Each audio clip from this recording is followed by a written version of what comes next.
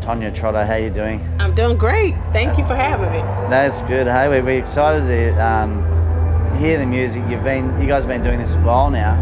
Do you want to talk about, I guess, first of all, where you're from, what you do, Well, we are from, we live in Nashville, Tennessee now. Yeah.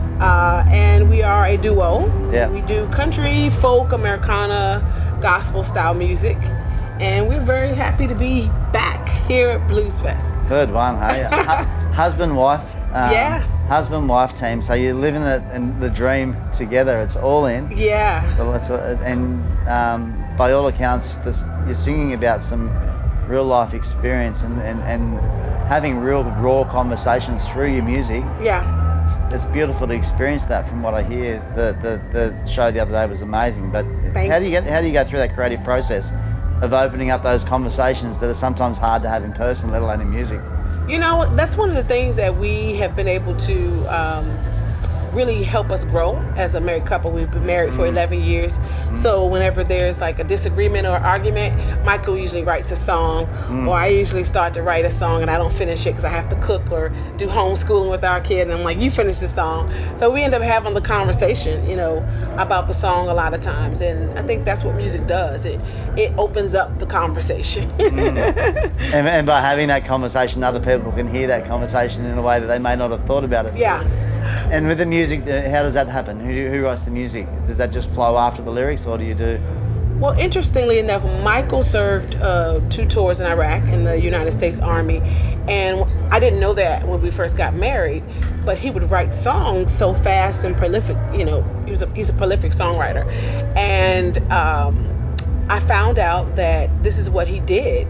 In the Army, they took him off the front lines to write stories and songs about the fallen soldiers. Wow. Yeah. So that's why he would have to write the song so fast, because sometimes he would do 3 to 4 different services a week. Wow. So the songs everything comes at one time for him. He hears the bass line, the guitar, the piano, and the lyrics, and 9 times out of 10 it's 3 o'clock in the morning and I'm tapped on the shoulder like, hey, listen to this, what do you think? And I'm like, it's great. Yeah, that's how he gets it. Like I've got a studio at home. Yeah. It's the same thing. When you wake up and the creativity's flowing, Yeah. it happens. Yeah. You get it done. That's great. And so to get here from Nashville, did you guys come straight here? It's a long flight, huh?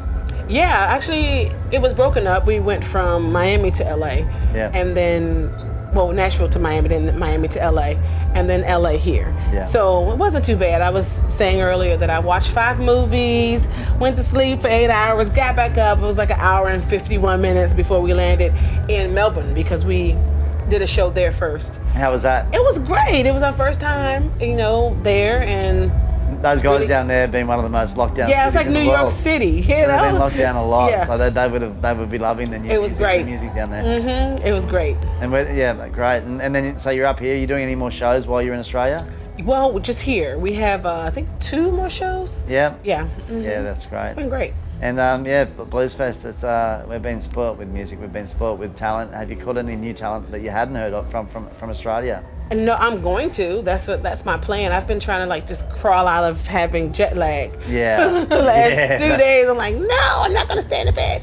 So that's what my plan is for the next 2 days, is to enjoy some great artists. Yeah, great. And there's so much to choose from. I mean, from an Australian rock perspective, last night was just every time you look at the thing, it's like, oh my gosh. It's so hard to choose. Yeah, that's right. Yeah. Well, thanks for joining us today. And if you want to give a shout out, we've got some people in the Lismore, Corricoy region listening in that have got we've had some pretty major floods around there. Yeah. So we'll be playing a lot of your music in this week's show.